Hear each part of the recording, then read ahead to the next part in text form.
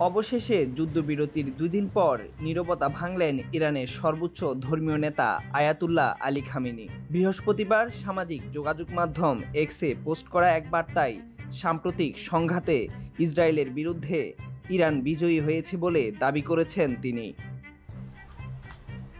Iran পরমাণু বোমা তৈরির দোরগোড়ায় অভিযোগ তুলে গত ১৩ জুন রাজধানীর তেহরান ও অন্যান্য এলাকায় বিমান অভিযান শুরু করে ইসরায়েলি বিমান বাহিনী।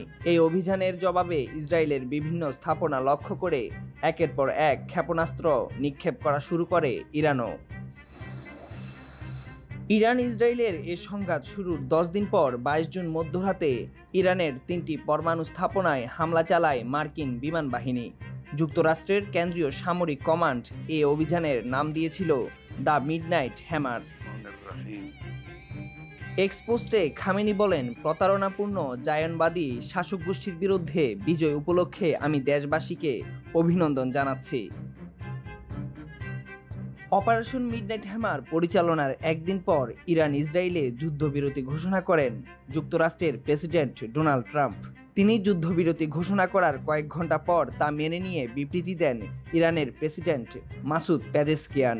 তিনি বলেন, ইরান যুদ্ধবিরতি মেনে চলবে এবং ইসরায়েল পুনরায় হামলা না করলে তেহরান আর সংঘাতে যাবে না।